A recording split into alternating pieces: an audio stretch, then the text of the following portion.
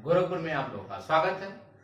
साथियों, 69,000 शिक्षक भर्ती से संबंधित हाई कोर्ट के अपडेट, सुप्रीम कोर्ट तथा जो भर्ती परीक्षाएं चल रही और जो चल रहा वैकेंसी में फॉर्म भरने के लिए, उसके बारे में बताएंगे। 69,000 जो शिक्षक भर्ती है,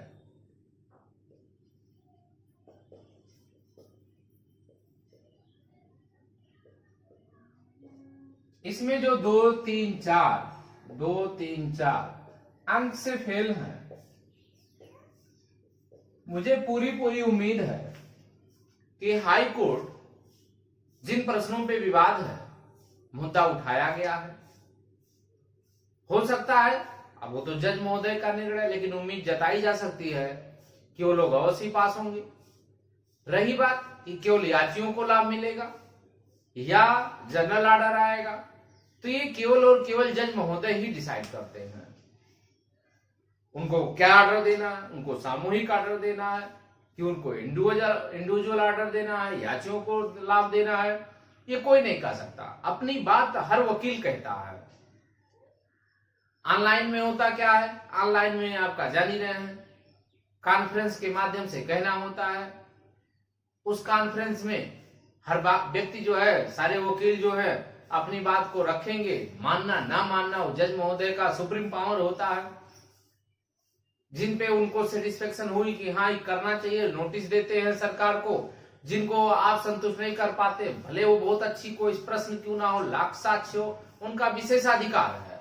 आप सोचेंगे हमने इतना साक्ष्य भी प्रस्तुत किया, सब कुछ दिया, उनका विशेषाधिकार है, उनको नहीं समझ में आएगा, नहीं देंगे, कोई बात नहीं है, तो उनके ऊपर होता है। लेकिन उम्मीद जताई जा सकती है जो लोग 2, 3, 4 अंकों से फेल हैं, वो लोग अवश्य पास हो जाएंगे। कितने प्रश्नों पर देंगे? बहुत सारे साथी कह रहे हैं 2 प्रश्नों हो सकता है, कोई कह रहे हैं 4 हो सकता है। ये केवल और केवल जज महोदय डिसाइड करेंगे।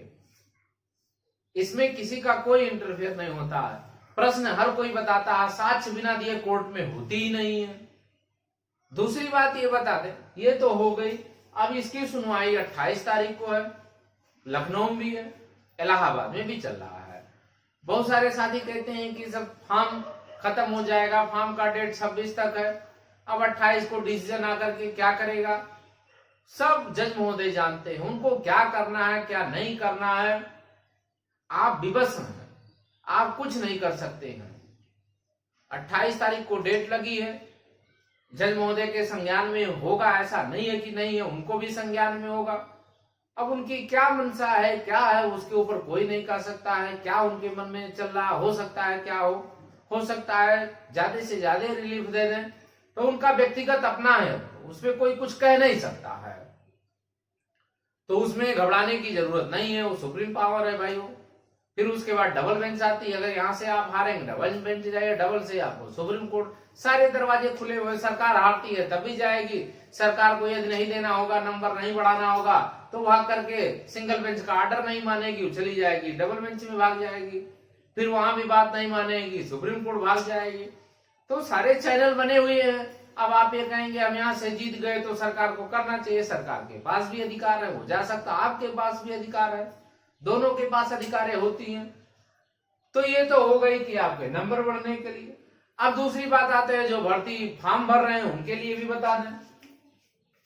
जो साथी फॉर्म भर रहे हैं, पास हो चुके हैं, उनके लिए बता रहे हैं कि फॉर्म में जो होता है, अब फॉर्म खुल नहीं रहा है, डाटा जो आपकी फीड है वही बनी हुई है, फॉर्म में आप कोई संशोधन नहीं कर पा रहे हैं। अब बड़ी व्यवस्था ये हो गई है कि बहुत सारे साथी उसमें जो है रोल नंबर गलत भर दिए थे। बहुत सारे साथी ऐसा हुआ कि सीरियल नंबर जो है दूसरा हो गया है और क्रमांक की जगह पे सीरियल नंबर ऐसे कुछ इधर उधर हो गया होगा, तो सीरियल नंबर की तरह चेंज हो गया। उसमें आपको घबराने की जरूरत नहीं होती है।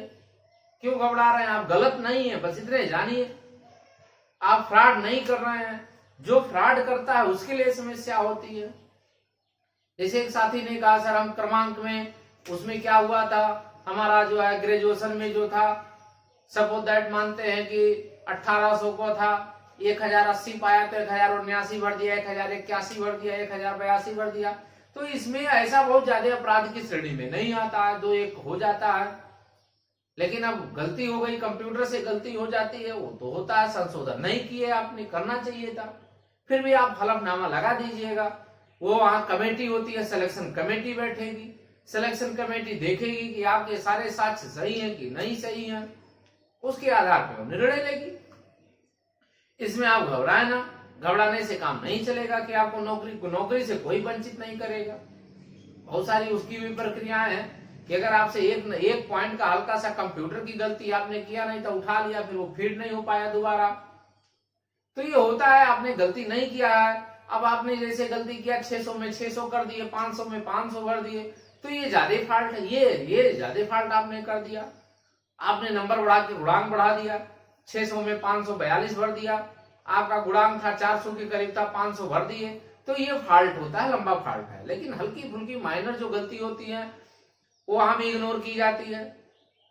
दूसरी बात ये हम बता दें, अब जो है ये हो गया फॉर्म की, बहुत सारे लोगों का ओटीपी आने में प्रॉब्लम होती है, मोबाइल पहले का गायब हो गया है, तो सचिव को फोन करे, कोई ना कोई सोल्यूशन अवश्य आएगा। सचिव फोन करिए, पोर्टल पे डालिए, कुछ ना कुछ सोल्यूशन आएगा। वहां से नहीं मिलता है तो आप कोर्ट, आपके पास रास्ता है, आप भी कोर्ट में जाइए, अपनी बातों को रखिए। यदि आपको लगता है कि हमको नौकरी मिल जाएगी तो आप अपनी बातों को कोर्ट में रख सकते हैं, वहां भी जा सकते हैं। तो दूसरे लोगों का ये आधार हो गया, जो फॉर्म भर रहे हैं उनके लिए बता रहे हैं, जिसकी जन्म तिथि में हल्की फुल्की फेर हो गई है, उनका हल्का फुल्का कहीं प्रॉब्लम आ रही है, तो बहुत ज्यादा ये सब समस्या नहीं आती है। जात निवास की कोई समस्या नहीं आती है। तो इसमें आप जैसे भी अगर पास है, आपका हो रहा है, तो आप इसे घबराने की जरूरत नहीं है, आपके पास भी न्यायालय है। ये हो गया, फेल हो गया फॉर्म भरने की। अब हम तीसरा पॉइंट चलते हैं, शिक्षा मित्र साथियों के लिए जो सुप्रीम कोर्ट का ऑर्डर आया है। सुप्रीम कोर्ट का ऑर्डर क्या है, आइए उसको भी देख लेते हैं। उसमें हुआ ये था कि एक हमारे परिचित साथी थे जो वायरल हो रहा था, उसी दिन सुबह उन्होंने बताया, मिर्जापुर के थे, शिक्षा मित्र ही साथी थे। उन्होंने कहा सर जी जो डिसीजन आया है वो गलत वायरल हो रहा है, टीवी चैनलों पे गलत वायरल हो रहा है।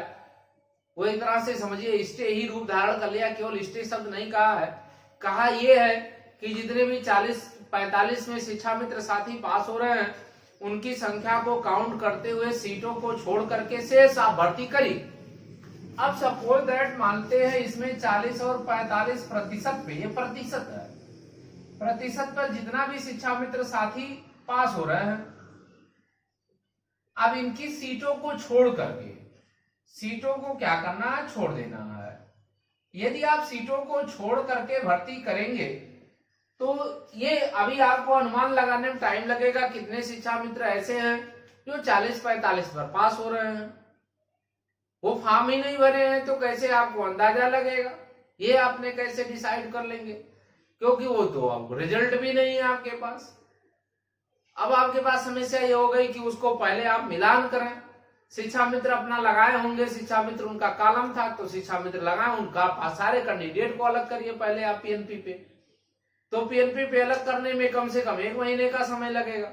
उनको अलग करके फिर उनका रिजल्ट अलग से बनाइए, अलग से बना करके रख लीजिए कितने लोग हैं, अगर उतने लोग हो जा रहे हैं उतनी सीटों को रिजर्व कर लीजिए। जैसे ही आप उन सीटों को रोकेंगे तैसे ये विज्ञापन में उल्लेख नहीं है, विज्ञापन रद्द हो जाएगी।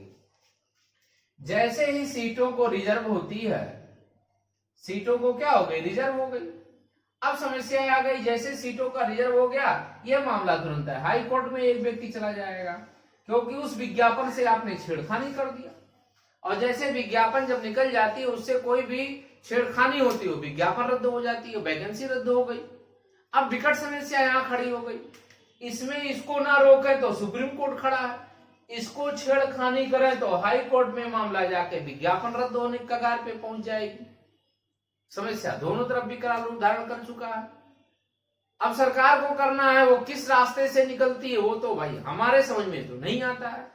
तीसरा रास्ता ये आ गया इस समय जो चल रही है, ये तो हमने 3 पॉइंट को बताया, तीनों को आप आकलन करिए, आप स्वयं निष्कर्ष निकालिए क्या हो सकता है, क्या संभावना हो सकती है, क्योंकि आप भी तो पढ़े लिखे हैं, आप भी तो उसी समाज में रह रहे हैं। जब सुप्रीम कोर्ट ने 40-45 पर सीटों को रिजर्व करने को कहा है, फिर आप सोचिए जब वो रिजर्व हो जाएगी, रिजर्व करके भर्ती करना है तो भर्ती रिजर्व करके आपके पास सीट कितनी बचेगी, किस आधार पे आप करेंगे। नया विज्ञापन लगाएंगे तो विज्ञापन रद्द हो जाएगा, जैसे छेड़खानी करेंगे विज्ञापन रद्द होने जा रही है। दूसरी बात, मुद्दा उठने जा रहा है ईडब्ल्यूएस का। ईडब्ल्यूएस का आरक्षण आपने क्यों नहीं दिया? जब आरक्षण जो है केंद्र में लागू हो गई, संविधान में पारित संवैधानिक अधिकार हो गया हो, तो आपने लागू क्यों नहीं किया? जब आपने लागू ही नहीं किया, उसमें कोर्ट ऑर्डर देता, ठीक है, आपको हाई कोर्ट से होके जाएंगे सुप्रीम कोर्ट, लेकिन अगर इसका अधिकार है तो इसको भी मिलना चाहिए।